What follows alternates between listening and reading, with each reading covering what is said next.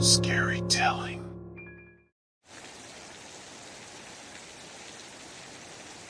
As a freelance writer, I always had a knack for finding peculiar stories in seemingly ordinary places. One day, I stumbled upon a post on an old abandoned message board detailing a dark mystery at the steel mill in Bethlehem, Pennsylvania. The post talked about a door that should never be opened and the sinister secret that lay hidden behind it. Intrigued by the potential of this story, I decided to venture to the abandoned factory at dusk. The air was heavy with anticipation as I navigated the decaying brick and dust until I finally found the door, standing alone like a sentinel, surrounded by an eerie leather-stitched frame. Without hesitation, I crossed the threshold and found myself in a world that was both familiar and unnervingly different. The streets of Bethlehem were now a labyrinth of twisted alleys and inverted landmarks.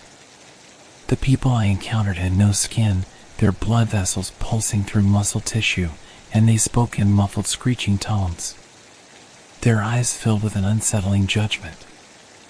I felt a chill run down my spine as I realized that sensory perception had also changed in this inverted world.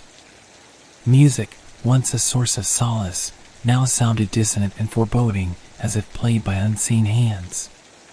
Food, once a source of joy, now tasted unsettlingly different, with sweet flavors morphing into bitterness and savory dishes turning unnervingly bland.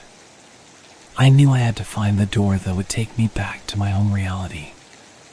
I spent my days navigating the twisted alleys of Bethlehem, searching for any sign of the door.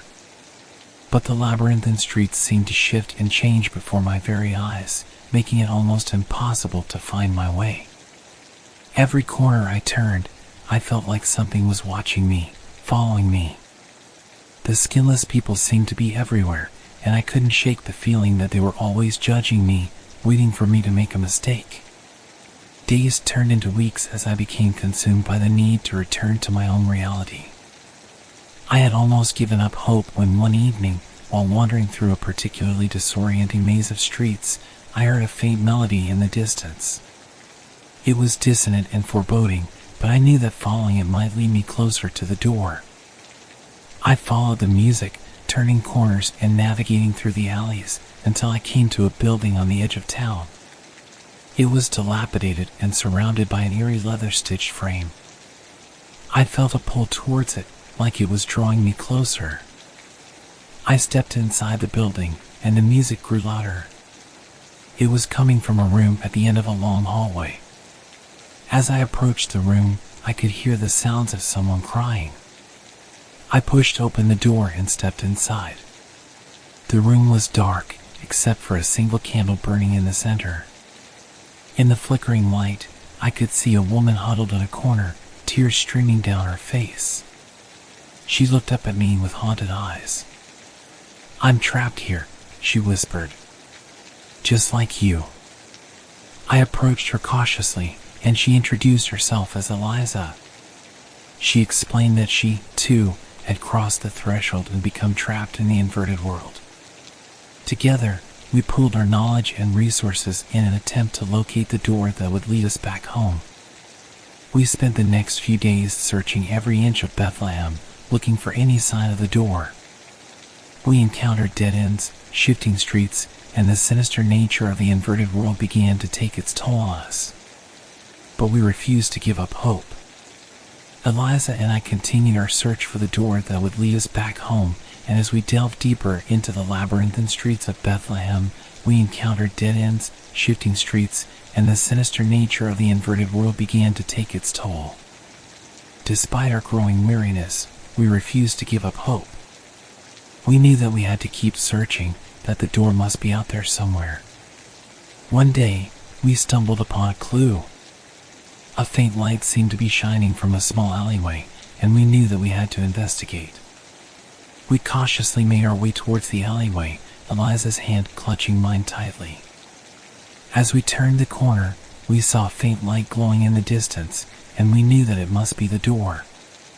But as we got closer, we realized that it was not a door at all. Instead, it was a small, glowing orb, pulsating with an otherworldly energy. Eliza and I approached the orb with trepidation, and as we got closer, we felt a strange, almost magnetic force pulling us towards it. As we reached out to touch the orb, it suddenly exploded, sending us flying backwards with a force that left us dazed and disoriented. When we finally regained our senses, we realized that the streets had shifted and twisted once again, and we were now in a completely different part of Bethlehem. Desperate to find our way back, we continued our search, knowing that time was running out. Days turned into weeks as we searched for the door, encountering dead ends and shifting streets at every turn. But then, just when we had almost given up hope, we stumbled upon a clue. A strange marking on a wall seemed to be pointing towards a small, unassuming building on the edge of town. We cautiously approached the building, and as we got closer, we saw that it was surrounded by an eerie leather-stitched frame. We knew that this was it, that the door must be inside.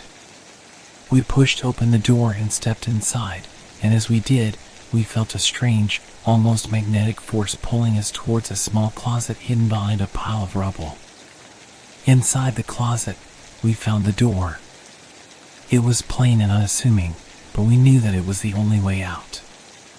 Eliza and I looked at each other, tears in our eyes. We had finally found the door, but we knew that our journey was far from over. We knew that we had to be careful, that the door may not be what it seemed. But despite our growing fear, we knew that we had no choice. We had to go through the door and pray that it would lead us back home. Eliza and I stood before the door, our hearts pounding in our chests. We knew that this was our only chance to escape the inverted world and return to our own reality. We took a deep breath and with shaking hands, pushed open the door. As we stepped through the doorway, we felt a strange, almost electric energy coursing through our bodies.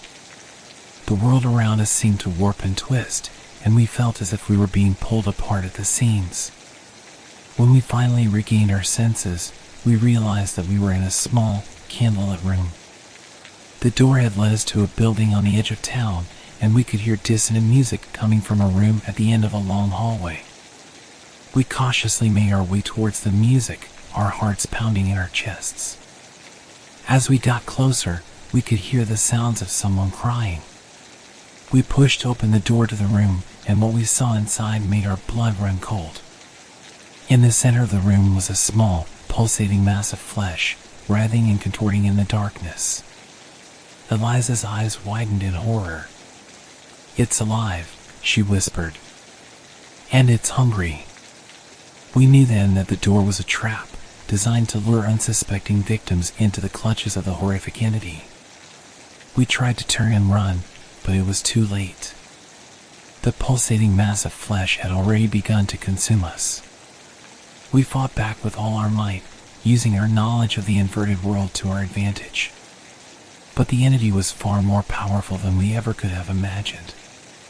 We felt ourselves being consumed by the entity, our bodies writhing and contorting in agony. But despite our fear and desperation, we refused to give up. We knew that we had to keep fighting, that we had to find a way to defeat the entity and escape the inverted world. We launched a final, desperate assault on the entity, our hearts pounding in our chests as we fought for our lives. In the end, it was all for naught.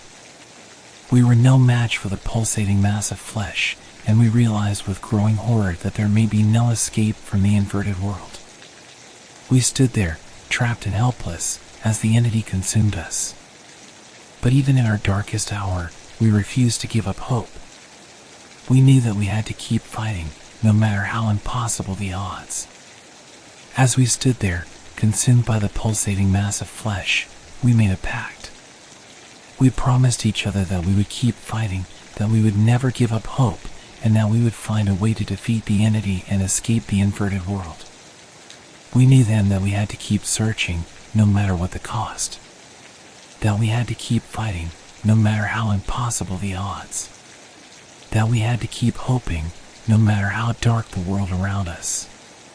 For we knew that as long as we had each other, we would never truly be alone. Days turned into weeks as Eliza and I continued our search for a way to defeat the pulsating mass of flesh and escape the inverted world.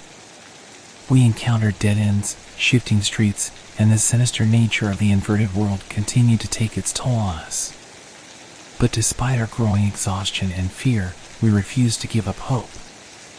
One evening, while wandering through the twisted alleys of Bethlehem, we stumbled upon a woman who claimed to have knowledge of a way to defeat the entity.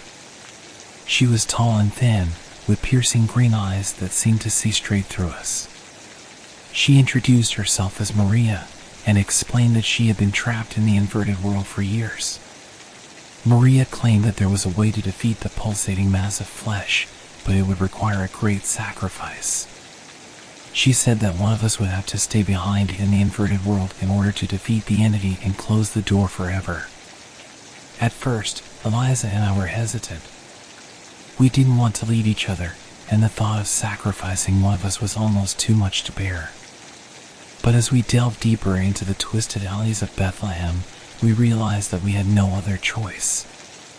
The entity was too powerful, and we knew that we couldn't defeat it alone. We made the difficult decision to sacrifice one of us in order to defeat the entity and escape the inverted world. But as we approached the pulsating mass of flesh, we realized with growing horror that we had been betrayed. Maria had led us straight into a trap, and the entity was stronger than ever. We tried to fight back, but it was too late. In the chaos that ensued, Eliza and I were separated. I watched in horror as she was consumed by the entity, her body writhing and contorting in agony. I was consumed by a sense of overwhelming despair, and for a moment, I thought that all was lost. But then, I felt a surge of anger rise within me. I knew that I couldn't let Eliza's sacrifice be in vain. With a newfound sense of determination, I launched a final, desperate assault on the entity. Using everything that Eliza and I had learned during our time in the inverted world, I fought back against the pulsating mass of flesh with all my might. I could feel the entity weakening, and for the first time in weeks, I felt a glimmer of hope. In the end, I emerged victorious. The pulsating mass of flesh had been defeated, and the door that had trapped me in the inverted world was now open. As I stepped through the doorway, I felt a sense of relief wash over me.